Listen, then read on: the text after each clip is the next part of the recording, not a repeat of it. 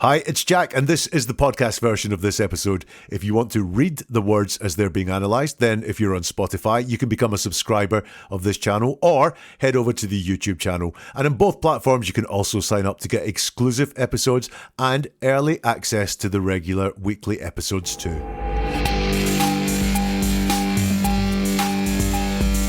It's July the 11th, 2019 in Chandler, Arizona. Lori Vallow Daybell's estranged husband, Charles, has been shot dead. The man who shot him is Alex Cox, Lori's brother, and he's sitting on the roadside explaining what happened to the police. I turned around and he hit me in the back of the head with a bat. So I went to my room and got my gun. If we look at his words, should we believe Alex shot Charles in self-defense, or was this a premeditated murder? If you pay attention to his words, you should be able to work that out for yourself. Welcome to Never a Truer Word, where we look at the words that people choose to use to see if they're telling the truth, the whole truth, and nothing but the truth. What I do here is different from anywhere else because I strip away everything apart from the words that are said and then use my process of statement investigation to give you the key to seeing deception, the truth, and the hidden motivations of a person. At the time of recording, Lori is in court representing herself, and she's charged with the conspiracy to murder Charles. If we break down the interview that Alex gave the police just minutes after the shooting happened, what can we tell? It will be raw. It will be his first telling of the story. Is it smooth? Is he just telling us what happened? Or is he setting in motion a chain of events and a series of words to build up a story that is deceptive? What I'll be looking for here is storytelling tells. Is he just relaying events, or is he spinning a web of lies? Some things to look for are jumps in time. When he's talking about what happens, does he hide things by just skipping over and going forward in the timeline? Also, explanations versus events. Truthful people, when telling a story, tend to say, this happened, this happened, this happened, this happened. When people are making things up, they tend to give justifications and explanations for why things happened. And also, the timings will be really important. That's the timings as Alex lets them out in his words. So are we ready? Let's have a listen to the very beginning of what Alex said to the police just minutes after he shot Charles. What happened today? How did it get to this? I don't know, he was enraged. What's going on? What happened? Oh, he was talking with my sister earlier. No, what happened today, though? Like, just in the last 20 minutes? He came at me with a bat. Okay. Was he living here or No. visiting? He came to pick up his son. Okay, is the son inside? No, my sister took him to school. Okay, so it was just you at the house? Yes. And he came, how long, what time did he come to pick up the son? I don't know, 20 minutes ago maybe. Okay, so you know who he is, let him in? Yeah. Okay. No, I think they were talking earlier, then she left, and then he got into it with me. Like what? What do you mean? I don't know, he was accusing me of... Come on over here. That truck's going to be really loud. What was he accusing you of?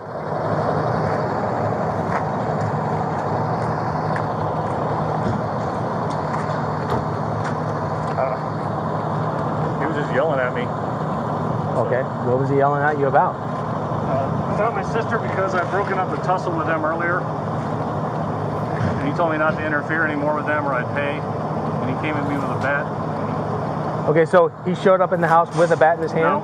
Okay, so... There was a scuffle earlier with my sister and my niece. My niece got involved. About earlier meaning earlier this week, earlier this morning? Just this morning, before they left. Before your wife left? My sister. Before your sister left? Yeah. So very first question, always very revealing. And he is asked by the policeman, what happened today? How did it get to this? And his reply is, I don't know. He was in a rage. Now, I don't know, I often say is a hallmark of someone telling the truth. Truthful people do not mind saying, I don't know. And this is just a great reminder that all the principles I have, they're just data points. We need to keep adding all of them up because not one thing proves someone's lying over another thing. And I don't know here, well, we can actually see it is a lie because he's asked, what happened today? How did it get to this? He says, I don't know. And then he goes on to give lots of things that he does know. So the I don't know, don't buy too much that he means, I don't know. I think this is a lying, well, I don't know what happened, because he then goes into talk about the things that he knows, like he was in a rage and he started on my sister. He was in in a rage. It's not very descriptive. He was in a rage. He's asked, what's going on? What happened? And he says, he started on my sister earlier. Now, this is interesting. Number one, when he's asked what happened, then the point he starts at is a significant point for him. So listen, the guy is shot. That's the big thing that's happened here, is that Alex has shot Charles and Charles is dead. So that's what happened in the grandest scheme of things. That is the biggest what happened. And yet what he does is he goes back and starts justifying the shooting. Not necessarily means that he's guilty of making it up. He may feel like the most important thing for him to do is justify the shooting. In fact, that is the most important thing for him to do, because that's what he does. But what he's certainly not doing is saying, I felt in fear for my life, so I had to shoot him. Instead, he starts weaving this story for us about what happened. And as you can see, it's not a very descriptive story, because he says he started on my sister earlier. Just started. Started what? He doesn't even say. I know it's a common phrase for, don't start on me. It means don't aggravate me, don't pick on me, don't have a go at me. But it's that's all quite small. Don't start is the beginning of something. Literally, in the word start, it's the beginning of something. So what he's not saying here is that he was abusing the sister. He was physically assaulting his sister. His sister was in fear for her life or anything like that. It's very small, actually. It's just he started on my sister earlier. Didn't finish, by the way, or continue or anything like that. He's saying he started on my sister earlier. So this is where his timeline starts, in the timeline that he wants to tell us in the least, the timeline he wants to get across. He wants to start with Charles starting on Lori. The policeman picks up on this. He wants to know how come the guy got shot and killed. He says, no, what happened today though, like just in the last 20 minutes? And then Alex says, he came at me with a bat. Now, again, we've got this small action. He's going to claim later on, as we'll hear, that Charles hit him with a bat, but he doesn't say it at this point. Now, if he had hit him with a bat and he had shot him as a result of being hit with a bat, as a result of being assaulted with a weapon, frankly, why is he not saying that here? Why is he not saying, he hit me with a bat, he was attacking me, he was physically coming at me, so I shot him in self-defense. Instead, it's he came at me with a bat, which is not the same thing as hitting me with a bat. It's approaching him with a bat. It's literally there in the words. And again, he's saying what happened today, though, like just in the last 20 minutes, and he's still Alex does not mention the shooting. He's still giving reasons and explanations for all of this. Now, it may be that a person who has acted in self-defense would want to give the reason why they acted in self-defense, but you can see that's not what's happening here. He's not saying this happened, so in self-defense I did this. What he's doing is he's trying to build a picture of how aggressive Charles had been, and yet it's not really that aggressive. It's starting with his sister and coming at me with a bat. There's no real sense of a major physical violent action, and also emotionally there is nothing there either. It's not we were petrified, he was scaring my sister, I was in fear for my life. None of that is there whatsoever. It's just these very minimal actions of coming at me with a bat and starting on my sister. Was he living here or visiting? And he says, no, he came to pick up his son. Now, that's a little bit extra. Was he living here or visiting? The answer really should be he wasn't living here, he was visiting. That should be all that needs to be said. But he's gone a little bit extra. He came to pick up his son, is what he said. Now, is that something that is significant? It made me think when I saw it, was he lured there to pick up his son? Because what happens is the things that are in our mind that are the truth, we cannot help them leak out when we're talking, especially if we've just shot someone, we're talking to the police, we're highly stressed. So even if there is a story that we want to just stick to and we should be listening to the questions if we're being deceptive and just answering those questions, we'll want to get our prepared story out. We'll want to get this version of innocence that we want to get out, and there's this picking up the son. Is that part of it? He's asked, is his son inside? And he says, no, my sister took him to school. So he's gone extra. Why the extra? that is there. And also, why did he come to pick up his son if his sister took him to school? We find out later on there, but this is not fluid from Alex whatsoever. He's then asked, okay, so it's just you at the house.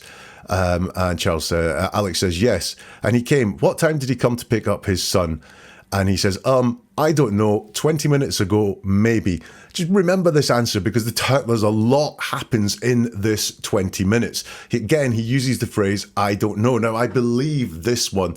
Now, we can use this one in a way where we remain truthful, but we are deceptive, which is when someone says, what time, if we don't know the exact time, like was it 11:19 and 33 seconds, we can go, I don't know the time, and we can be honest in saying, I don't know the time, but it just manages to hide the fact that we know exactly what time it happened because things were planned very, very carefully.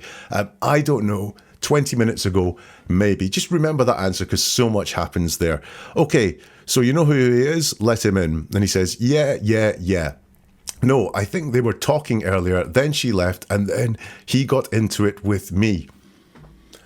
So this is extra here because the question that was asked was, you know who he is? And it should have just been, yeah, I know who he is. Let him in because it's my sister's husband or it's my niece and nephew's father or anything like that.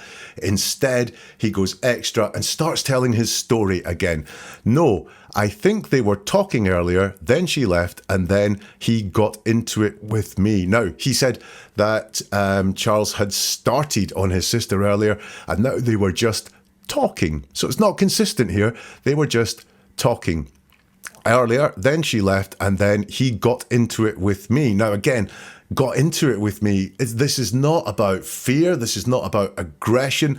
This is all very small. Just he got into it with me. So if his self-defense is that there was a lot going on, it was a highly charged emotional situation, we were in fear for our lives, this guy was ranting and raving and threatening and abusing and all that sort of stuff. If that is his story, it's not present here when he talks. So there's none of this emotion, there's no fear or anything like that. It's very, very small actions, talking, and he got into it. The policeman maybe picks up on this because he asks, like, what do you mean?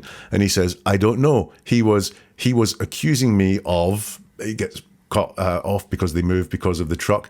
But once more, we've got this, I don't know. So he was getting into it with me. What do you mean? I don't know. Well, you do know because you've just said he was getting into it with me. So I don't know. Normally from people, it's quite a truthful thing. When it's coming from Alex, I'm not 100% convinced that he really means his I don't knows. Again, we come to the interaction between the two. And again, it's all very small. He was accusing me of something. So he's not, again, threats of violence or anything like that. Really, his story is he hit me over the head with a bat, so I shot him to stop him doing it again. That is what his story is. We will see that as we go through this, but right now, he's just accusing him of doing things. So he's told to move because the truck is going to get really loud, which I'm glad of because it's hard enough to hear at all. The policeman picks up on this accusing thing. What was he accusing you of? And here we go again, and I think this is indication of a lie. He was just yelling at me. So he's asked, what? You said he was accusing you of something. What was he accusing you of? And he doesn't answer the question. Two possibilities here. Because look, if this happened 20 minutes ago, he should know what he was accusing him of. He's brought up the fact he was accusing him of something, but he doesn't answer. Is that because A, he was accusing him of nothing at all, the accusations didn't happen, therefore he has no answer beyond this made up, he was accusing me of things? Or does he want to hide what he was being accused of here? That's another possibility, but we have a lie here. He was just yelling at me is what he said. Well, wait a minute. Was he yelling at you or was he accusing you of things? You're not being honest with us here, Alex. A little hint for you there. So if the I don't knows are a bit dodgy in this one, we've got the word just. And just is a word that always should be a red flag that deception is happening. And I've got just here, just yelling at me. There was much more going on, or he was just yelling at me. It's small, pay no attention to it whatsoever. But we do have that word just, which just makes me always dig in for deception. And I think I see it here because what I am seeing here is the fact that he said he was accusing me of something, but when he's asked, what was he accusing you of? He has no answer. He was just yelling at me. And then we go, what was he yelling at you about? He says, about my sister, because I'd broken up a tussle with them earlier, and he told me not to interfere anymore with them or I'd pay. Now we're getting somewhere, we're getting a little bit more detail, but he's had some time to think about this now as the questions have been coming. He was accusing me. What was he accusing you of? Oh, he was yelling. What was he yelling at you? I've had some time to think about this. Is this what's happening? And now I can give some answers. But what was he yelling at you about? Now, it's about my sister. Now, the overall impression we might get from that answer, about my sister, because I'd broken up a tussle with them earlier, and he told me not to interfere anymore with them or I'd pay. Now, that's not yelling about your sister. That's yelling about Alex. That's saying, don't get in between us anymore. But no, it was about my sister. So was there some yelling about Lori going on there, which he wants to hide, because then he says, because I'd broken up a tussle with them earlier. And we have that word tussle. Again, tussle's not a very big thing, is it? I mean, we'd rather not have a tussle than have a tussle, I guess. But once more, the actions described are small. It's just, I'd broken up a tussle with them earlier, and he told me not to interfere with them anymore or I'd pay. Also, he says here it was a tussle. Earlier on, he said they were talking. So what was it? Why has he called it talking at one point and a tussle at another point? He's not being consistent with his definitions there at all with what has gone on. So I'm picking up lots and lots of deceptive indicators just from this really small first part of this police interview. Alex continues, and he came at me with a bat. Another small action. It's not he hit me with a bat or he aggressively came at me with a bat. It's not even he came at me with a bat and I was terrified or I ran out of the house or I scarpered quickly. It's just he came at me with a bat. Very small and doesn't seem to have anything larger connected to it whatsoever. The policeman says, okay, so he showed up at the house with a bat in his hand. And Alex's reply is no. Here we've got a little bit of baseline on Alex. This is what the truth sounds like from people. And even when we're lying, even when we're being deceptive, we will tell the truth at some points. The truth is normally very straightforward, normally very, very simple. And here we have it here. It's one word, no. He showed up at the house with a bat in his hand, question mark. The possible answers to that are yes, he did, or no, he didn't. He answers with no. And that's all he says. So I believe this. This is an indication of what it's like when he's telling the truth. It's very simple. It's one word long. And it's very direct. There's no other stuff in there. It's just no. And the policeman says, okay, so, and then Alex goes extra and says things that he wasn't asked. He says, no, there was a scuffle earlier with my sister and my niece. My niece got involved. So once more, we had tussle earlier. Now we have scuffle. Again, not really big words. You know, this is not assault. This is not violence. This is a scuffle. So he's using very small words to describe the interaction that happened. And all of a sudden, the niece has become involved as well. So before it was just the sister, and now it's the sister and the niece as well. Now, before he did say, I think they were talking earlier, and now all of a sudden he's remembered the tussles and the scuffles, and also the niece getting involved earlier. He says, the policeman asks earlier this morning, he says, no, just this morning before they left. Now, it's very important for him to get across the fact that these people have left for some reason. I mean, obviously, if there was a scuffle, and they're not there now, the scuffle must have happened before they left. It's just obvious it must have happened, but for some reason it's important for him to say they left. They left before this shooting. So he says, the policeman says, before your wife left, and he's corrected by Alex to say, my sister, before your sister left. Yeah, again, an indication of what the truth is like, because it's just a very simple one-word answer. So we've watched less than 2 minutes of this interview, and so far I have got downplaying or smallness in what is there in terms of like the tussle, the scuffle, the talking, the yelling, the accusing. He's downplaying, or he's got very small actions on what actually occurred between Lori and Charles and also Alex and Charles is all very small. I've definitely got some lies in there. He thinks they were talking, but then he knows there was scuffles and he knows there was tussles as well. And also there's a focus on before the moment of the shooting. He wants to story tell and explain what happened rather than talk about the act of shooting itself. So that's all I've got from like 1.5 minutes worth. Let's see what we can get from, if we look some more, at Alex speaking. Okay, who lives here with you? Nobody. I don't live here. My sister lives here and my niece lives here. And you're just visiting? I was visiting for the night. Okay, so you're over here visiting your sister and your niece. Yes. Okay, and there was a tussle between your sister and her husband. Yes. And does the husband live here or no? No. Okay. Okay, is he an ex-husband or just current husband? They're working on that. Gotcha. So at some point earlier today, they get into some type of domestic? Yeah, just this morning, then they left, and then he came at me. They left meaning who? Both of parties? Yeah, my sister took my niece and my nephew. Okay, so they left. Create some space for him, and then he came at me. Okay, but did he leave also? No. He stayed here? He stayed. Okay, so he's asked who lives here with you, and he says, nobody. I don't live here. My sister lives here and my niece lives here. Very, very straightforward. I don't live here. My sister lives here and my niece lives here. I believe this. I believe this is truthful from Alex. I don't live here. My sister lives here and my niece lives here. You can see what the truth sounds like when it comes from Alex. Straightforward, simple, understandable as well, and nothing extra that doesn't need to be there. He's then asked, and you're just visiting? And he says, I was visiting for the night. He says, okay, so you're over here visiting your sister and your niece. And he says, yes, yes, you can see, just so straightforward. Okay, and there was a tussle between your sister and her husband. And he says, yes, again, that's quite straightforward. And does the husband live here or no? And he says, no. Very straightforward, just simple answers to the questions. Okay, is he an ex-husband or just a current husband? And he says, they're working on that.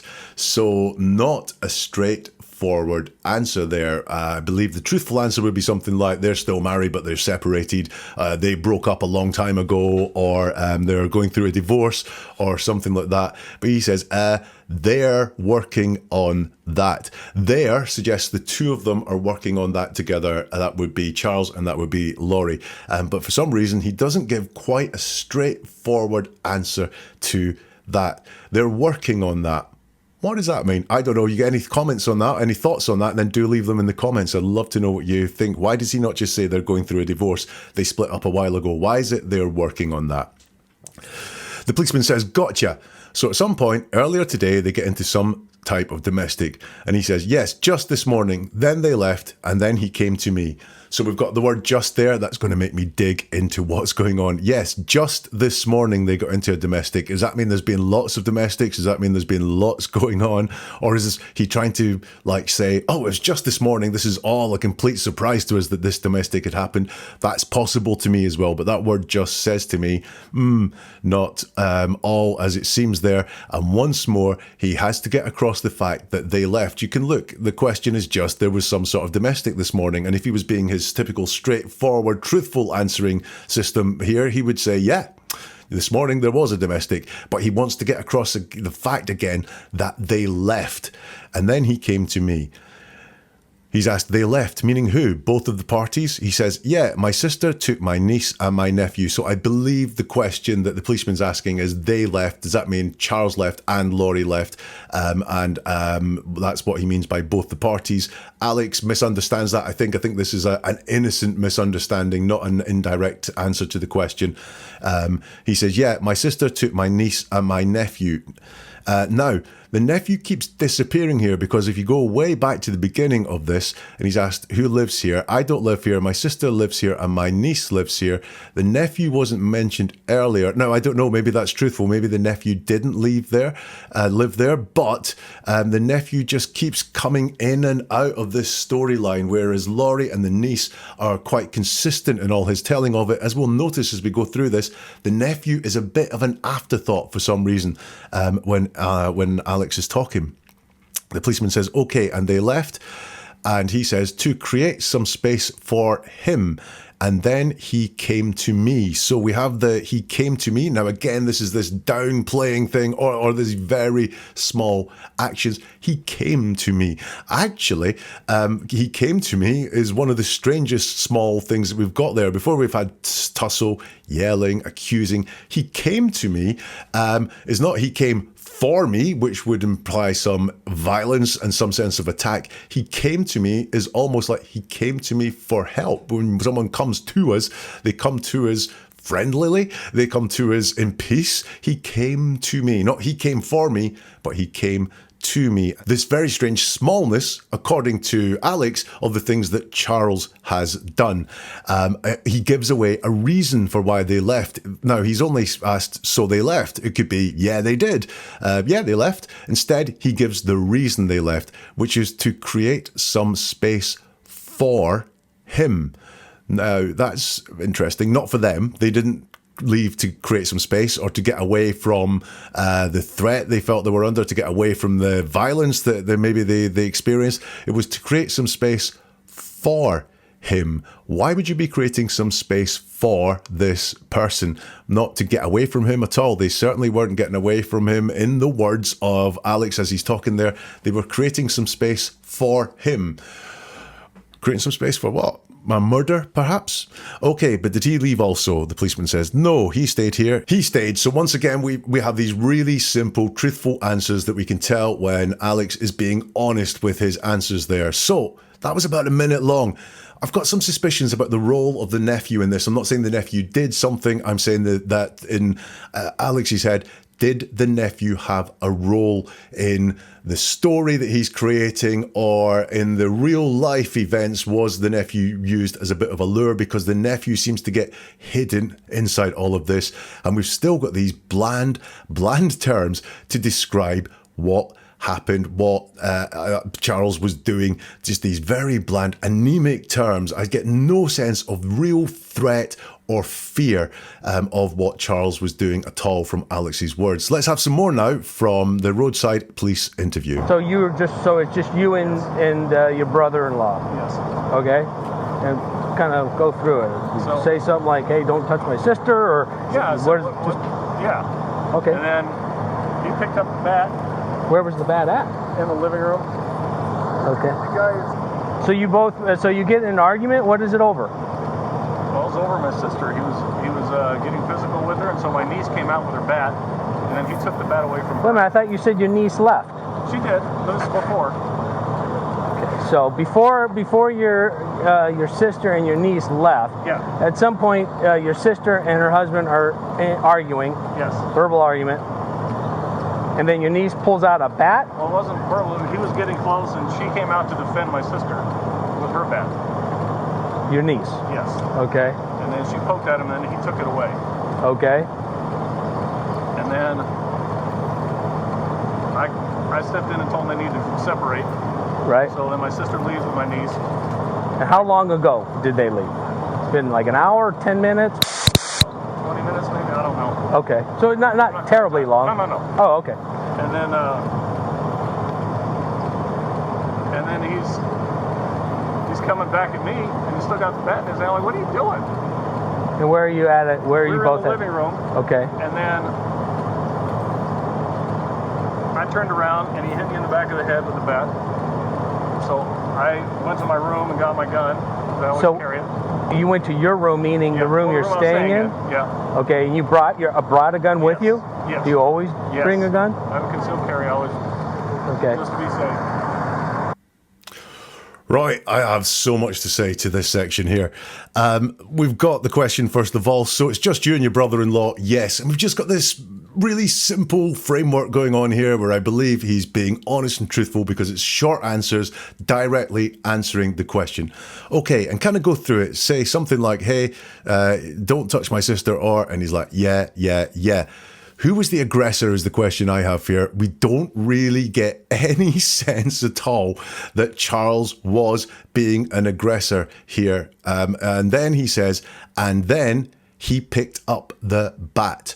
So and then suggests a jump in time. If you think about when you tell your friends a story, maybe about what you did at the weekend, you'll say, we went out and we went to the mall and then we went out and got something to eat. And that and then covers up a whole load of things. It might be just boring for you to say, or you did something you don't want to share. So we use and then to jump time in the stories. Now, this is a very short story and it's about killing someone. So nothing could be too trivial here. So what is it he's jumping time with? And then he picked up the bat. So there's something missing here, and then it's denoting a jump in time. And picked up the bat once more. This is not violent. This is picking up a bat. I agree, you have to pick up a bat to do something violent with it, but he's not talking about the violent part of it. He's talking about the non-violent part of it, picking up the bat. He's asked, where was the bat at? And he says, in the living room. Okay, so you get into an argument. What is it over? And he says, and I'll read his full answer. Well, it was over my sister. He was getting physical with her. And so my niece came out with her bat. And then he took the bat away from her. Now, the answer starts with the word well. That means I'm not going to answer the question the way you want. I'm not going to give you a straightforward answer, and I'm tipping you off that what you're going to get is more of an explanation to why things happened, rather than just what was the argument over. And you can see, what was the argument over? It was over my sister. You can't have an argument over a sister. You can have an argument over the sister's actions, the sister's beliefs, the sister's behavior, but you can't have an argument over the sister. That's a catch-all term there, that he's hiding something here, possibly that there was no argument, and that he's just using this big term, it was over my sister. Or he's hiding what the actual argument was about. He doesn't want to go into the details, so he's just saying, oh yeah, it was over my sister. He gets stuttery here for the first time. Now, what I noticed when I was looking through this was he doesn't stutter very often. Often, stuttering is a sign of stress. He's just spoken to the police, or he is speaking to the police. He's just shot someone dead. I would expect him to be stressed, but he's very smooth with his words. But here, at this point, he gets stuttery. He was getting physical with her. So is this a lie? Is this where the actual stress comes? Because so far he's thinking, if I just tell the truth, or I've got this story in my head, that's all I need to do to tell. I can tell that quite straightforward. And then he's asked this question that he's not quite sure what the answer is, so he has to make it up. And is it the right thing to say? He was getting physical with her. Once more, we have a downplaying or a smallness in these actions, getting physical with her. It's not visceral. It's not he was hitting her, he was grabbing her throat, he was pushing her around. Nothing like that at all. It's not a very descriptive description of what has happened, if anything has happened. It's just getting physical with her. And so my niece came out with her bat. Now, we're seeing so many storytelling elements come in here. We've had the and then, jump in time, and now we have and so.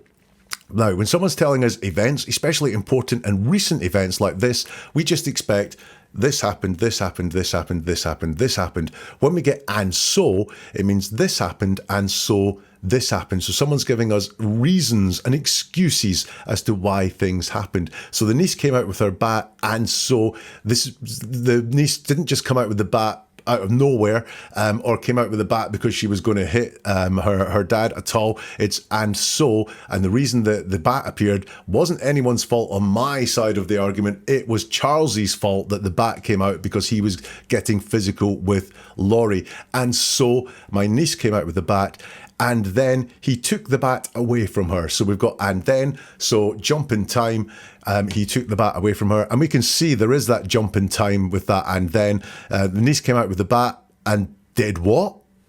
Doesn't say. Said what? Doesn't say as well. You know, did she just come out with the bat and expect everything to stop? Or did she say, stop or I'll hit you? There's nothing there that's descriptive. It's this jump in time.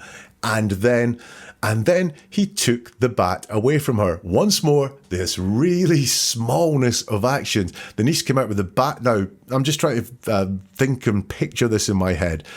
Lori is being got physical with by Charles, so the niece comes out with a bat. This sounds like a highly charged emotional situation, although there is no emotion in the words whatsoever. The niece comes out with a bat, says, "What? Stop hitting mom, and otherwise I'm going to get at you with the bat," or yells or screams or whatever.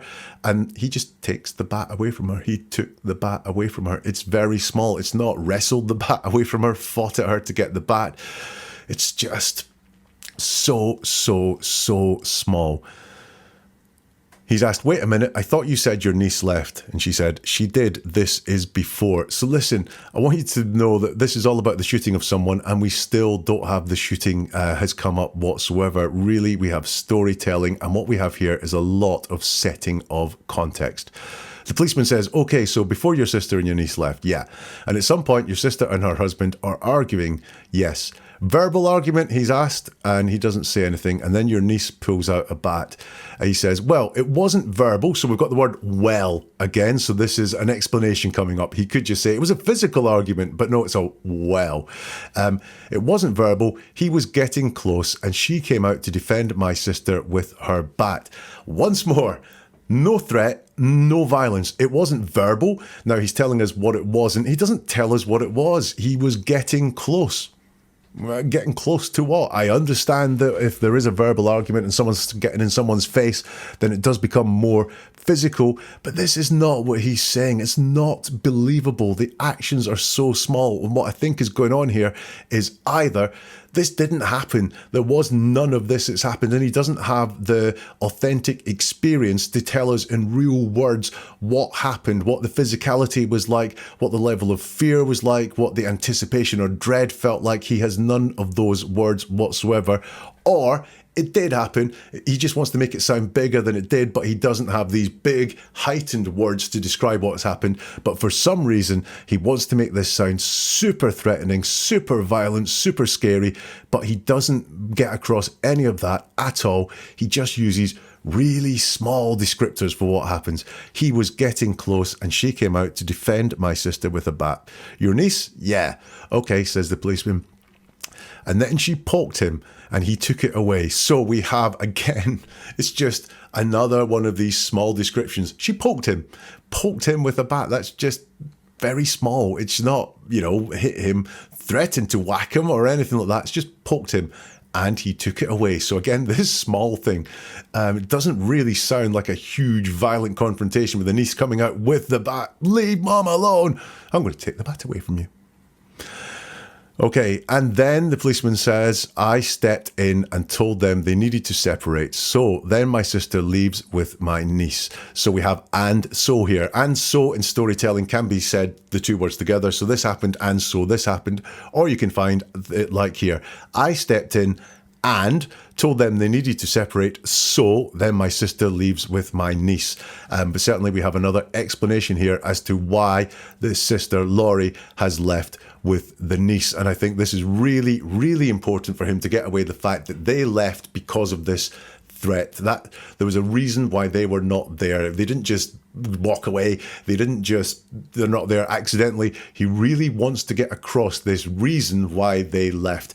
And again, when we've got things going on, which is, was this a premeditated murder? I'm going, was this all set up to make sure that they weren't there at the time, so they could not be accused of being involved at all? So he wants to get across not just that they weren't there, but there was a very solid reason why they weren't there. I think that is why he is focusing so much on the fact that they left and there was a reason for them leaving.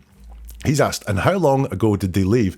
"It's been like an hour, 10 minutes. He says, 20 minutes maybe, I don't know. So we've got this 20 minutes where so much happened, where 20 minutes where they turned up, where Charles turned up, and then there was this altercation, including it got so serious that can't just have happened in a very short space of time, that the bat came out, the bat was taken away, and then they left. All seems to have happened in about 2 minutes from this storytelling. The timeline is well off there. And the police guy says, "Okay, so not terribly wrong." And then Alex goes with two and then, so he's really signaling a jump in time here, but he doesn't know what it is he wants to say. It's and then he's, and he sort of pauses, so he's not entirely sure what he's going to say here. Is this because he's fabricating it? Because this is the moment of aggression that he's talking about, which is going to cause the shooting, and he seems to have some trepidation about saying it out loud. And then he's coming back at me, and he's still got the bat in his hand. I'm like, what are you doing? So he's coming back at me. Again, I've got a couple of things around this. Coming back at me, has he come at you before? Because you haven't said he came at you before at all. So why is he coming back at you? Why is he not just coming at you? And once more, I'm sure you can spot it now. It's very small. He's coming back at me. He's not advancing towards me. He's not coming towards me with the bat, threatening to hit me with the bat. He's not swinging the bat at me or anything like that. No, it's just this very small. He's coming back at me, and he's still got the bat in his hand, and I'm like, what are you doing? The policeman says, and where are you at? Where are you both at? And he says, we were in the living room. Okay. Another jump in time, because Alex says, and then I turned around and he hit me in the back of the head with the bat. So I went to my room and got my gun that I always carry. Okay, so we have and then jump in time. So, and we can see a jump in time here. The guy, in his words, Charles is coming at him with a bat, and he's like, what are you doing? So you turn around? Yeah, I may back out the room. You may even turn around and flee. I get that. But it's just, I turned around. Then we have, and so storytelling. And he hit me in the back of the head with the bat. So I went to my room and got my gun that I always carry. So the blame, the so here, the fact that he went to get his gun is blamed on the actions of Charles. So he's blaming Charles for the fact that he had to get the gun. Now, this is what may happen in self-defense, but it's this way of telling the story, the and so. And he did this, so I did that. So it's his fault. And it's the gun that I always carry. So what we've got here is him normalizing him having a gun. Don't ask any questions about why I had a gun. Don't go, did you have a gun ready for this? Don't ask that sort of question or think that sort of thing. The fact I had a gun was normal. I always carry is what he wants to get across there, because he's explaining here actions and what he takes time out to do, and add extra in is to say that he always has a gun. So it's important for him to get across, I always have a gun. But if you look at this, let me just read it again. And then I turned around and he hit me in the back of the head with the bat. So I went to my room and I got my gun that I always carry. It's all process, it's all steps, it's all logic. There is no emotion, there's no pain. He's been hit in the back of the head with a bat, and he doesn't say it hurt or how heavy the blow was, or how hard it hit him, it stunned him, nothing like that. No description of pain and no description of any fear whatsoever. To be self-defense, you have to be in fear of your life, and yet he's not explaining that in his words at all. So you went to your room, meaning the room you're staying in. The policeman asks, and Alex says, yeah, okay, you brought a gun with you. Yes. Do you always bring a gun? Yes, I conceal carry always. Okay, just to be safe. Now, there we go. We've got that word just again. So he's asked, do you always bring a gun? And he could have just said, yes, I conceal carry always. It's my way of life. It's how I am. I've always got my gun with me. That would be perfectly acceptable, but he has to go extra. He doesn't bring his gun potentially to murder someone. That's what he wants to get across here. It's just, I always do it just to be safe. That word just flags me up for deception, and he is doing this just to be safe. So no, look, do not ask any questions about my gun. I always have it with me, and it's just to be safe. So I'm getting, again, some elements of, he wants to head off any discussion or thoughts of premeditation, that this gun was there for a reason, because he's told us, I always carry it, I always bring it with me, and it's only to keep me safe. It's not to do anything else with. So I think I've got some more signs there of premeditation. So listen, where are we at so far? Look, the head hit, that was not explained well at all. That for me should be the big thing. This guy attacked me with a bat, hit me on the head with a bat. This should be the instigation for acting in self-defense, but it's not explained very well at all. There's lots missing from a description of someone being whacked over the head with a bat. But the gun is explained. He gives lots of reasons as to why that gun is there. Coming up, Alex finally gets to the point in the story where he talks about shooting Charles. Now, just like this here, do you ever get the feeling you are not being told the full story? Well, you're right, because it happens all the time. And I'm here to give you the key to seeing deeper. This is about hearing the world with new ears, and I'm on a mission to share this skill with as many people as possible. So if you want to unlock the secret, then subscribe to this channel or follow it and join the movement. You can also delve into the archives, a treasure trove of cases waiting for you to explore them and learn more about understanding the world through understanding how people use words. And do you know someone who needs this, someone who deserves to hear the truth? Then hit the like button, share this, recommend it to that person, pass it on, because every single click, every single share, it all fuels the fire. It allows me to dig deeper, to analyze further, and it brings this life-changing skill to even more people. I hear regularly from people in the comments, grateful audience members who've navigated tricky life situations using the listening skills they've learned on this channel to get a better outcome for themselves. And that's really gratifying to hear. So your like, your share, your recommendation could help someone just like that. It's a great gift to give. Shall we go back to the roadside now and hear more from Alex Cox talking about shooting Charles? And I think this might be a familiar face at the start of this excerpt. Hi, who are you? Okay, just stand over there for just a second, guys. And then I told him to put the bat down, and he wouldn't, and he came at me again. And the wife just showed up as well. So you told him to put the... Yes. So where are you at? Back Where are you at now? Or did you stay in your bedroom? No. Okay, why didn't you stay just in your bedroom, close the door? Is that something you didn't think about, or? Didn't even occur to me. Okay, so walk me through it. So you go back into your room. So I just went back to the living room. I'm like, what is your problem? With the gun in your hand? Yes. And I said, I want you to put that bat down. And he wouldn't do it. And he's like, and he came at me with the bat again after he'd already hit me in the head. So I shot him to stop him. Okay, and then what happened? That was it. Where's the weapon at now? It's in the bedroom. So after you shot him, you put it back in the room, or? Yeah, I went back to the bedroom to get my phone. Okay. And what'd you do with your phone? It's right here. Okay. And then what'd you do once you put your gun back? Grabbed your phone? I cleaned my head up. After you, was he laying there in the living room? Yeah, he was laying there still. And it just took me a minute to compose myself. I mean, I was just shaking. And then I called. Gotcha. Okay. We'll call 17 log. Can I get some water?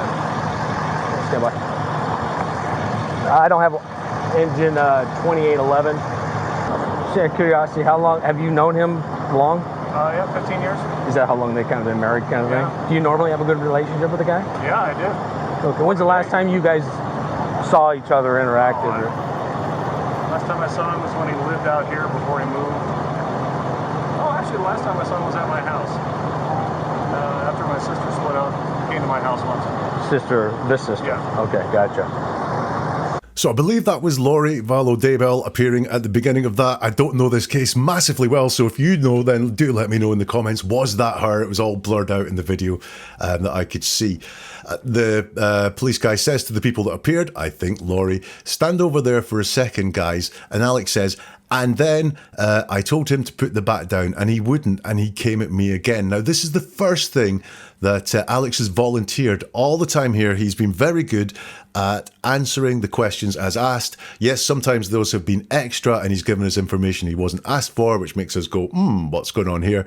But this is the first time where he has just volunteered something, and what he volunteers, interesting. And then, so we've got that jump in time again. I told him to put the bat down, and he wouldn't, and he came at me again. He came at me again. Again, it's just not very violent. It's came at me and did what? Came at me. Also, there's not any sign there. I told him to put the bat down or I would shoot. There's no, I pointed the gun at him and told him to stop. There's none of that there whatsoever. It's just this, I told him to put the bat down and he wouldn't, and he he came at me again. And then the police guy does some functional stuff, and he says, so where were you at? Where are you at now? Did you stay in the bedroom? And he says, no. Okay, why didn't you just stay in the bedroom? Close the door. Is that something you didn't think about? Or, and Alex says, it didn't even occur to me. Okay, so walk me through it. You go back into your room. I just went back to the living room. I'm like, what is your problem? So we have here, I just went back to the living room. So this just, I think, indication of deception. And I think what this just is doing is downplaying what he did when he went back into the living room with the gun. I just went back into the living room. Did you just go back into the living room, or did you come out with your gun pointing and blazing? Are you trying to downplay exactly what you did when you walked back into the living room with the gun? I think that's what's happening here. I'm like, what's your problem? Now, this is very different from what he said earlier, where he said, I told him to put the bat down and he wouldn't, and he came at me again. That and then jumped something, which I think is him saying, what's your problem? Because this is much more aggressive on the part of Alex here than his first pass at telling this story. I just went back into the living room. I'm like, what is your problem? Now, it's entirely valid. What is your problem if someone is coming at you with a bat? I'm not having a go at him doing that, and I'm not saying that was especially egregious. It's not that bad, but what it is something that he didn't use in his first pass of telling this story. Him saying, what's your problem? In his first pass, it was much more downplayed. I told him to put the bat down. I was trying to calm things down. I was trying to make things go away. I was trying to get the bat out of his hands so that all the danger went. That's not what's happening in this second pass here, which is I came in much more aggressive saying, what's your problem? The police guy picks up on this, that there is no mention of the gun. So he asks, with the gun in your hand? And he says, yes. Now, that's all that's needed to be done. He could have just stopped there. Yeah, the gun was in my hand. But no, Alex goes extra, which is always going to be informative to us. Yes. And I said, I want you to put the bat down. And he wouldn't do it. And and he came at me with the bat again after he'd already hit me in the head. So I shot him to stop him. Now, this, I guess, is the big moment in the story. So let's break it down. And I said, I want you to put the bat down. So this is the second time now he's said that. So, okay. And he wouldn't do it. And he's like, he came at me with the bat again. So we've got a lot of stuttering going on here. Now, I would understand that stuttering. Stuttering suggests nerves of saying things, which can be deceptive. It can be the fact that it's hard to tell a lie. It could just be this is a very stressful moment. Remembering shooting your sister's husband would be stressful, and that's what could be going on here. But he came at me with the bat again. Again, it's not he tried to hit me with the bat again. There's no fear in there whatsoever. It's just he came at me with the bat again after he'd already hit me in the head. Now he's jumping backwards here in time to remind us that he's already been hit in the head. So I shot him to stop him. To stop him what? He doesn't say. But we have and so storytelling. Did you spot it? And he's like, and he came at me with the bat again. He'd already hit me in the head. So I shot him to stop him.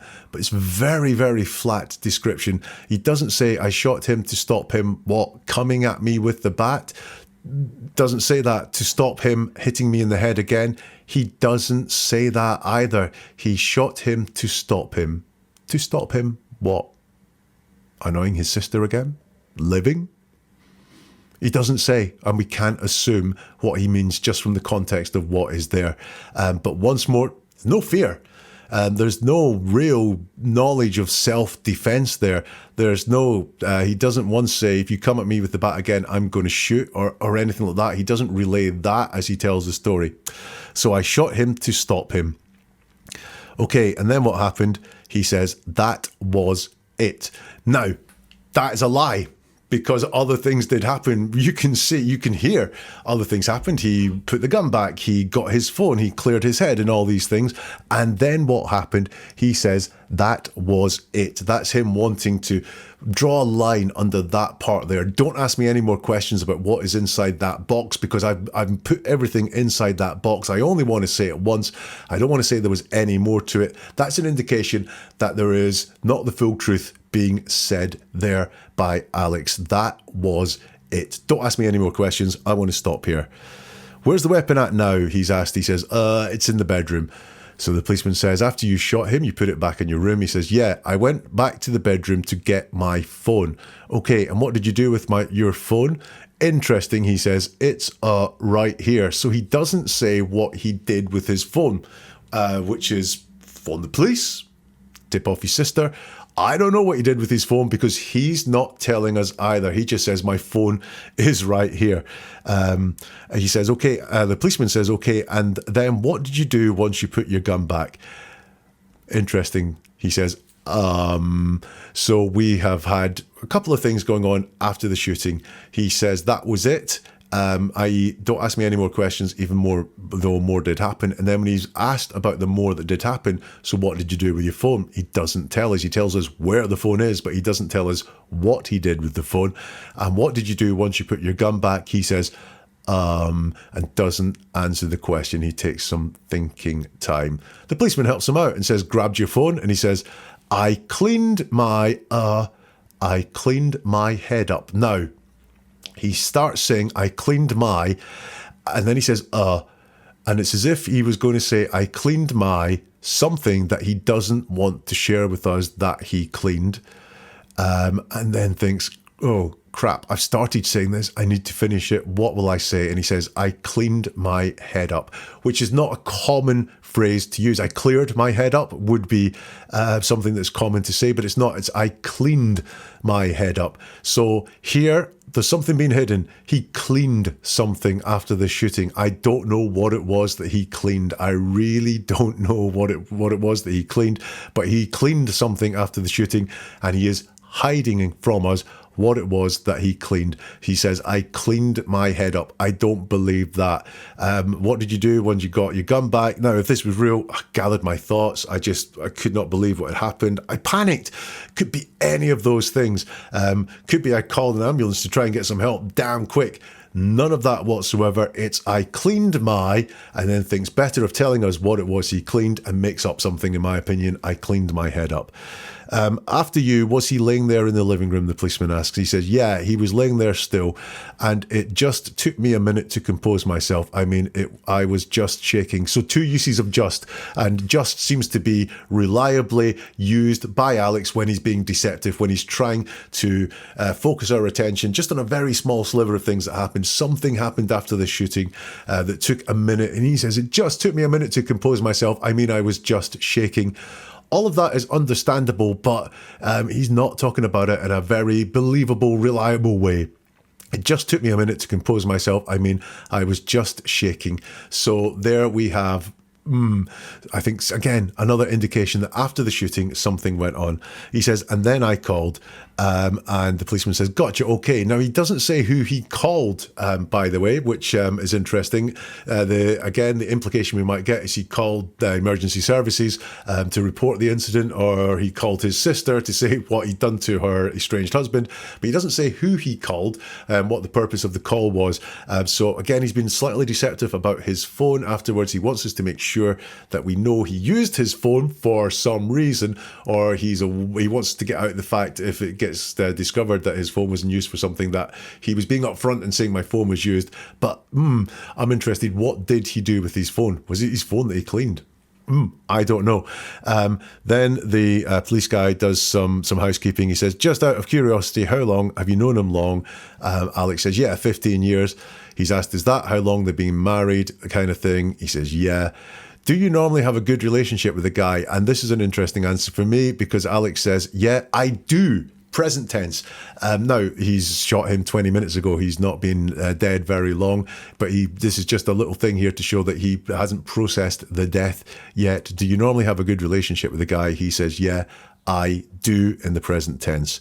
He's asked, when was the last time you guys saw each other and interacted? He says, last time I saw him was when he lived out here before we moved. Oh, actually, the last time was when he was at my house. After my sister split up, he came to my house once. Now, what we have here is after my sister split up, not after they split up. So this is just showing, kind of understandable, that he's on his sister's side, that he has his sister's point of view there. But just in case there was any doubt, and he was just a great friend of both the estranged husband and his sister, he's really seeing this all from Lori's point of view. So in that point, what do I get? I want to know what was cleaned up. I really do want to know what was cleaned up after the shooting, because after the shooting, he's hiding something. He does talk about the shooting, but there's no sense of threat at all. There's no sense that he was acting in any kind of self-defense in any way whatsoever. And then after the shooting, he's very deceptive and he is hiding something about what went down. There is one part left of this roadside interview with Alex Cox to listen to. So did you sleep here last night? Yeah. So what time did you about wake up this morning? About 6:30 or so. Normal day this morning, wake up? It's just you, your sister, niece? Gonna go do something fun today. Anybody else in the house besides you three this morning? My nephew's at school. And it was just you, your sister, and the kids? Yeah. And then he comes over, and that was about 20, 30 minutes ago, roughly? Roughly. Gotcha. Okay. So do you, you only live in Santan Valley, so why is it just easier to just hang out here? I was just here late last night, sleeping the night. Gotcha. Okay. Are you and your sister pretty close? Yeah, we're planning to go do something today. Oh, gotcha. Okay. I've got some really interesting points to pull out here of that little bit at the end there. So he's asked, did you sleep here last night? He says, yeah. What time did you wake this morning? He says, about 6:30 or so. Normal day this morning, wake up, just you, your sister, your niece.